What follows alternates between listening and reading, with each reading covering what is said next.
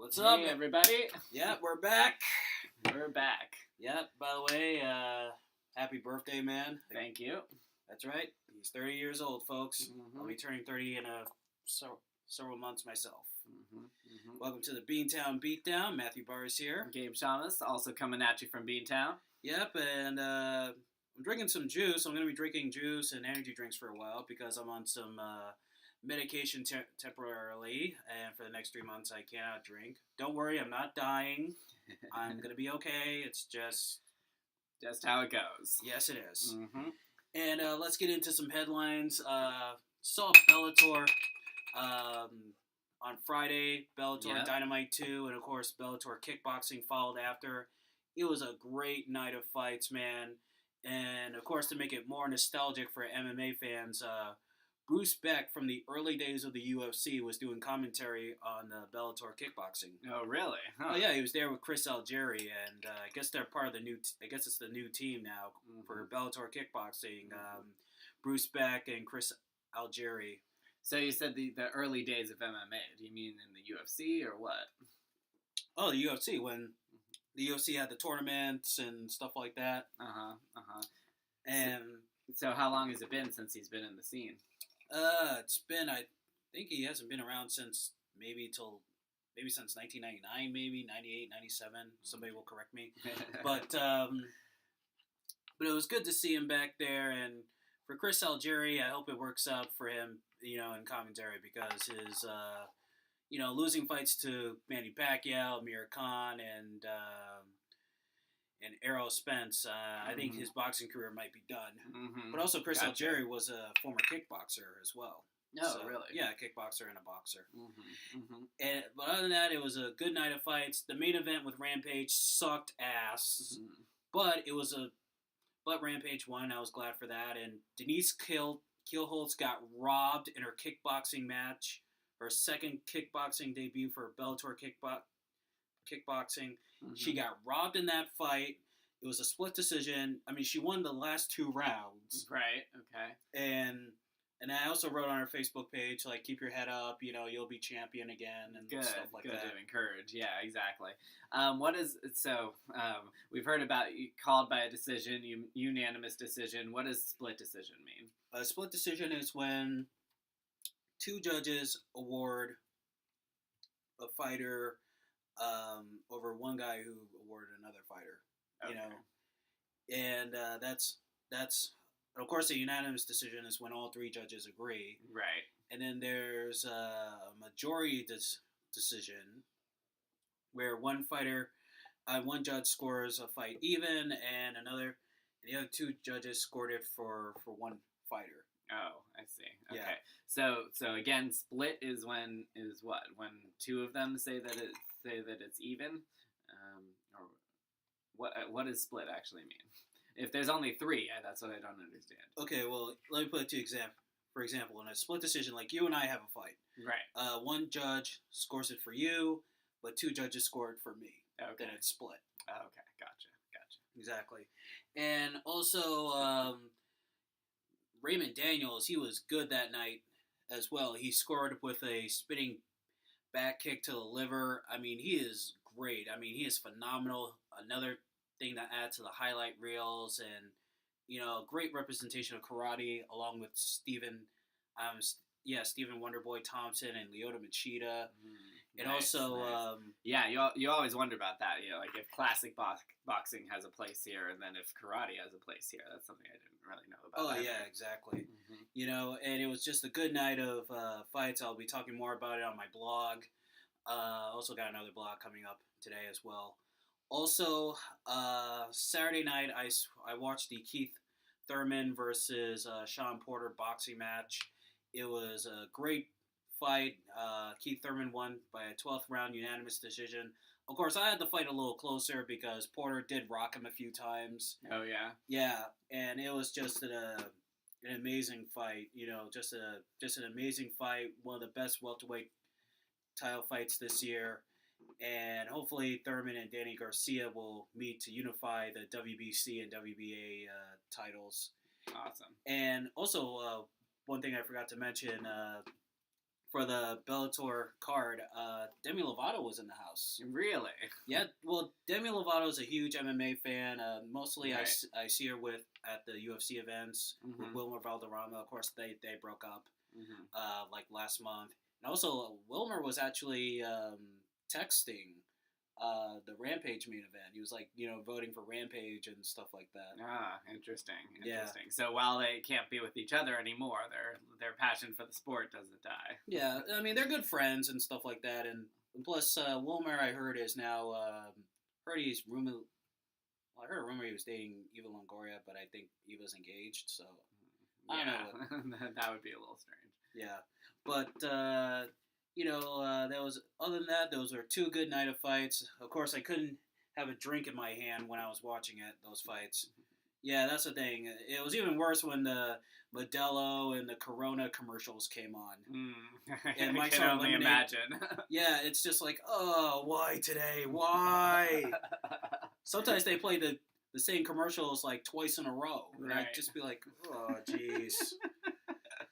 But I have been clean and sober for about 2 weeks. And, All right, congratulations. Yeah, so, but I tell you, come September 13th, I'm either gonna go to the liquor store and make myself a Boston candy apple, or if I have enough money, I'm going to the liquor. I'm going out to the bar that night and getting drunk. Yeah, exactly. All right, now it's time for Macho Doesn't Mean This. Gabe, what you talking about today? Okay, all right. So this is our first time on air since the incident in Orlando, and I realized I couldn't not talk about it.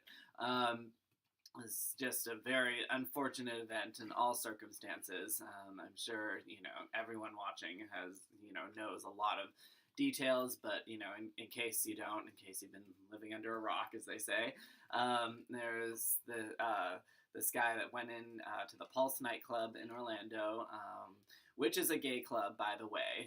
That has been sort of obscured in the news sometimes, and I think that's a very important point to be made. Yeah. And really, just he had a assault rifle. He had 2 handguns, I believe. I don't know. He just rampaged the place, and he killed 49 people. The news says 50, but he killed himself, so that doesn't quite count.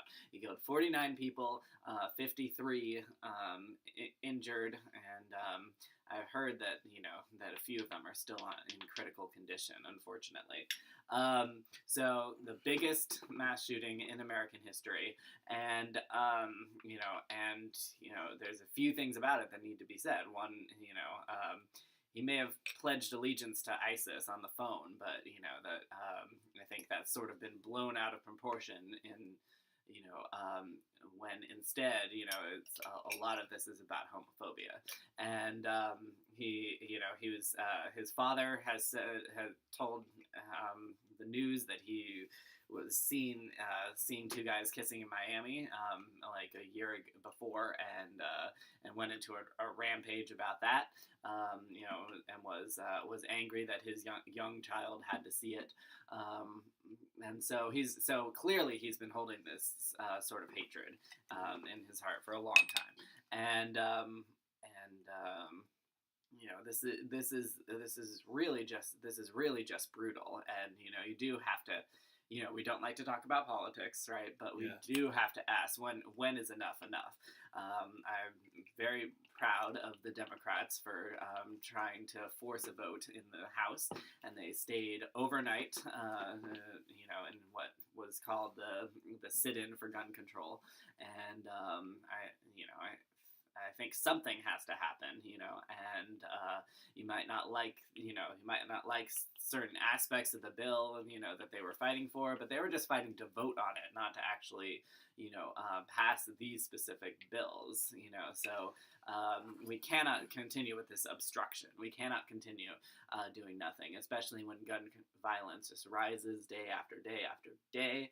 And now this is like the worst example that we've seen, and it hits home in so many ways. There's two of the victims were from Massachusetts, actually. Oh, yeah, I don't know if you knew that. And so I did not know that. I went to an event at one of the bars here that was raising money for their for their families and stuff. And so yeah, and then there's a lot of them that were visiting from other states, other places, and so so it's one of those tragedies that just hits home all across the country, and yeah, this is we have to say that this is a disease. This is a cultural disease that we have. Yeah, exactly. When we thought enough would be enough after Newtown, right? I mean, that's even more a disease. That sick individual. The Charleston. Matter of fact, it was actually the shooting. Yeah, I think like the day after that, the Orlando shooting was like the 1-year anniversary of the Charleston massacre. There you go. Yeah. There you go. It's like we know that this is bad when you can hardly keep track of which anniversary of what massacre and which massacre is which. I mean, like, I can't even I can't, at some point you can't even talk. You're so exasperated about it, and we can't keep track. If it weren't for how horrific this one was. This one might just be, one in a list of many, but because this one was so horrific, it does stand out. But if he had only killed 15 people or something, then this would just be another list, and and then later people wouldn't be able to remember. Well, was that this one or was that one? Oh, it was a year after Charlestown, but it was the one in Orlando. That's right. But maybe finally this issue has become so horrific that we actually are going to do something about it in society. I would really hope so. And I mean, but also like this also might not to put a downer, but this could also for people who believe in guns and like guns in their house, this could be another thing of another argument of guns don't kill people, people kill people. And right. Well, yeah, we've heard it all before in the wake of all tragedies, and they say that gun sales rise after things like this because they enthusiasts start being worried that people will crack down on it. I mean, I don't. I'm sorry if your way of life feels threatened. I don't give a shit. Our way of life was threatened. I could have been in that club in Orlando with my boyfriend and been killed or injured. So our way of life is threatened every single goddamn time this happens. So arm yourselves if you want. I don't. We're not actually, despite what you believe, we're not actually trying to take that right away from you. But something has to happen that's way different than this. Yeah, I mean, they really gotta take those automatic weapons off. Those AK-47s and those AK-15. This one was AK-15s and all that stuff. I mean, and I guess with some people, they're gonna think like it's gonna start with a domino effect. It's like, you're taking away our automatic weapons, then you're gonna take away our shotguns, and then our handguns, and then and and plus Katy Perry and Lady Gaga, they've been fighting for gun control and stuff like that. Of course, you expect Gaga to get involved. Oh yes, like she always does, and like I said before, she's a big hero of mine, and I do appreciate every time she gets involved in politics because she's trying to use her power for good. Matter of fact, she was actually reading the names of the list of the people in Orlando that died, along with Anderson Cooper. Yes, I heard about that, and I heard that she got so choked up and started crying. I would. Who wouldn't? You know what I mean? If you have actual humanity, who wouldn't? And so, I mean, I actually had an argument with a friend of mine and on Facebook about this, and he and I went to a gay pride parade in San Francisco years ago, and so I know that he's a big advocate of the LGBT community, and so he posted this thing that was explaining that AR-47 is actually called, that it's not, that AR doesn't stand for assault rifle and whatever, but I knew that he was becoming a bit more of a gun nut and whatnot, and I didn't really care before, but because he posted this thing that seemed to be defending the gun after a horrific tragedy like this, I was like, I cannot stay silent anymore. And so I told him, I don't understand this thing about defending the gun. If the gun's innocent, then this deranged individual that was investigated by the FBI twice is not. And you should think about that before you post stuff like this, because it was proud gay men, like friends of yours, that were cut down in this tragedy. So think about whose loss you're belittling. Anyway, he said that he's open to discussion and this and that. He's like I knew, he says that he's an ally of the LGBT community, and that they're and that's a lot of them are arming now after this, because of what if they had the right to have concealed carry things in the club. So I said, well, I appreciate that, and we're obviously a diverse group of people, so if my brothers and sisters in the LGBT community want to arm themselves, that's fine. Good luck to them, but that's not how I choose to do it. I choose to fight for our right for have society defend us, to have these people could have been caught every time this happens. The Newtown, that the Westboro Church, and now in Orlando, every time there is always some little red flag that ended up being missed, and so they could have been stopped. And so while some of my brothers and sisters, if you want to arm yourselves and you figure that's the best way to protect yourself, great. But I'm fighting for society to protect all of us in a better way than they've been doing. Yeah, and my thing is, and plus this event happened, I think it was like maybe a week or two after that whole that girl from The Voice, she got shot in the Orlando club. Yes. Actually, I heard it was like almost the same time. It was like a day or two. Yeah, and that was just tragic, and and that's something else. That's a big star, a rising star that people loved. I didn't know about her, but I heard this passionate woman on the Young Turks talking about it, and she was like, she was amazing star to us, amazing woman. And Selena Gomez broke down singing one of her songs in a tribute to her, and she broke down crying. She was friends with her, and right. Also Demi Lovato was a friend of hers as well. And the thing about the whole Orlando thing, other than the crazy guy that killed himself and allying himself with ISIS, another contributing factor is one, it's Florida, it does have it kind of has a reputation for not having its shit together, Yes, unfortunately, yes. Yeah, whether it's Orlando, whether it's Miami or Tampa Bay, in fact, and whether it's voting as well, they have always had problems with that, or their gun laws, etc. Yes. Yeah, alligators, and it's critter control. Yes. Yeah, it's, in fact, Adam and Dr. Drew always make a joke of it, all the crazy people that live in Florida, or something crazy happens, they're like, oh, Florida. There we go again. Yeah, I used to live there, so I understand. Part of me wants to defend them, because I know that there are good people there. But part of me is you know what? You're on your own. When you do crazy shit like this, you are on your own. It's also where Trayvon Martin. It's where George Zimmerman shot Trayvon Martin in cold blood and got off by the courts. Sorry, Florida. With that, you were on your own. Yeah, and also Florida is where criminals who are trying to escape the law like go to as well. Right. You always see it in the movies. They're always like, "Oh, he's heading to Florida. He's heading to Florida. Oh, you know he's gonna be there. You know he's either heading to Florida or he's leaving Florida." Right. Exactly. And also, and plus, I think it's the heat. The heat just makes everyone crazy, especially in the summertime, especially here in Boston. True. Yeah.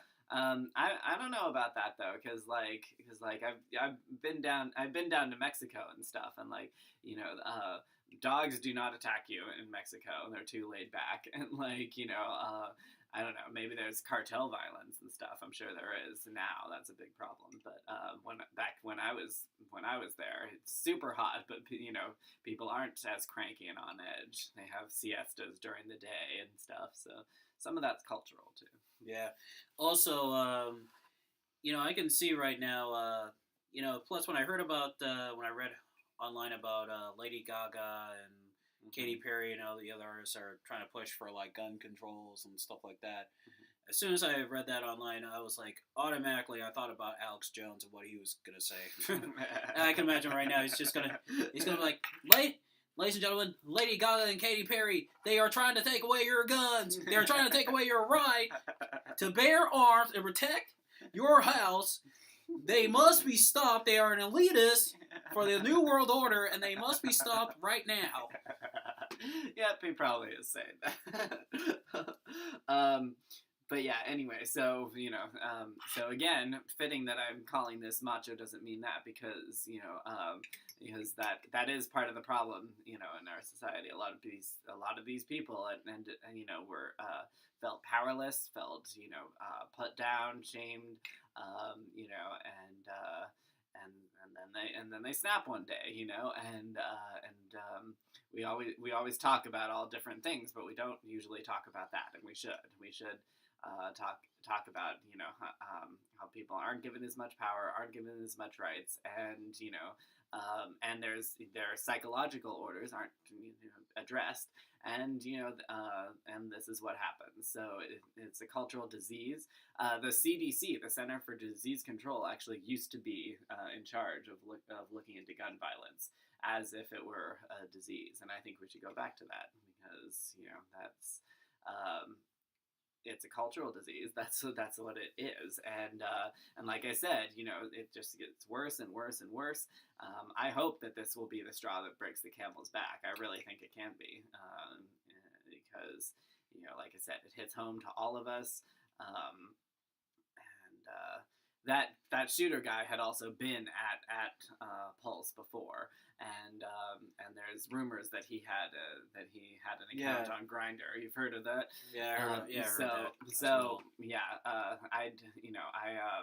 you can say that maybe he was casing the joint, but I don't believe that. I don't buy it. I think he actually did have some of those inclinations, and was also self-hating. That's the other thing. Is, the rumor that he was secretly gay. I heard that rumor. Right, or bisexual, or questioning, whatever. I don't really give a shit. What I give a shit about is that he was driven to hate himself, to hate these gay people, to hate specifically Latino gay people for some reason, and that he acted on that in such a horrifically blunt way.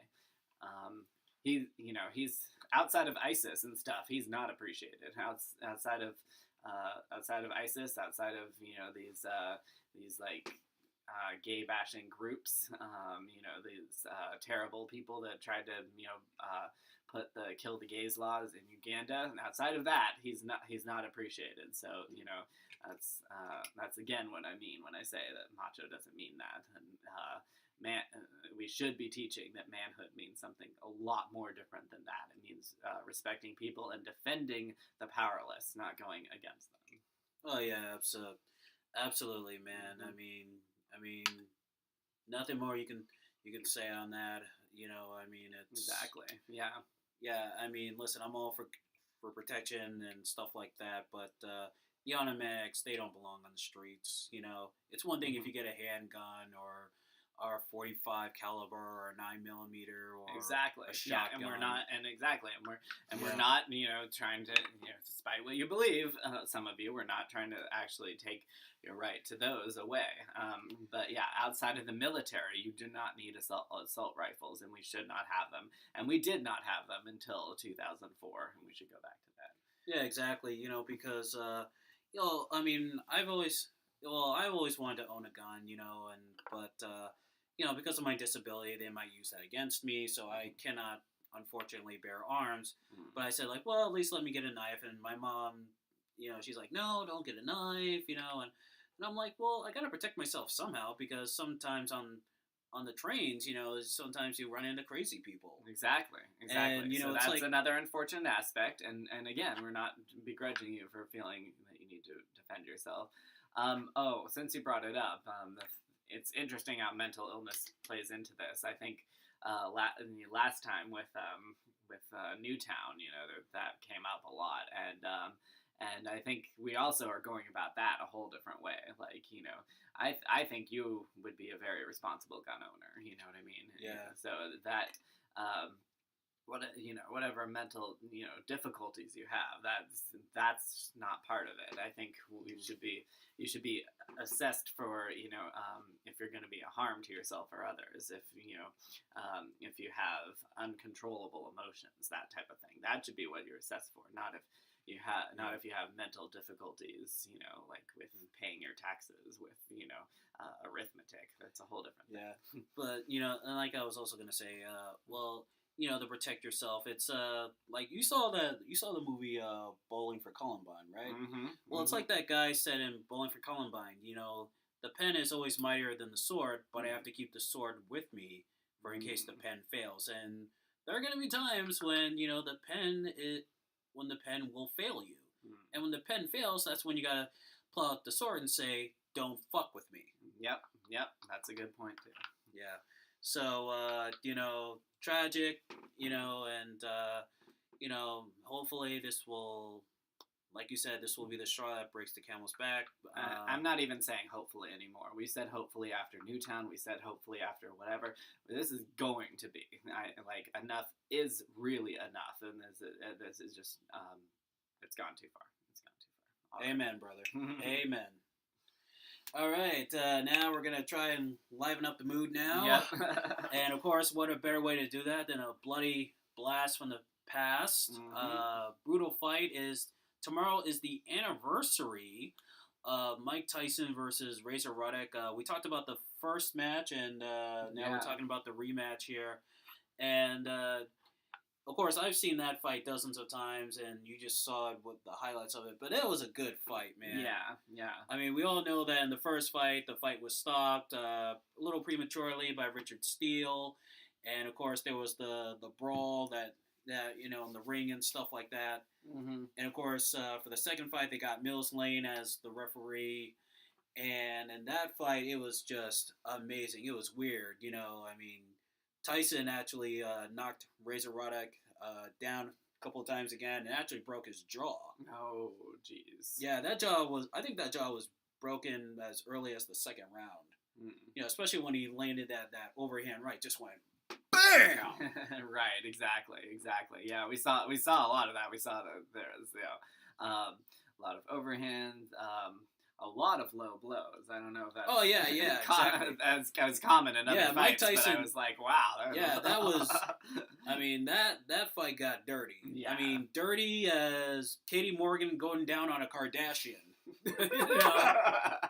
By the way, for those of you who don't know, Katie Morgan is the porn star. She does all that stuff on HBO. I've seen her other work too. She's great.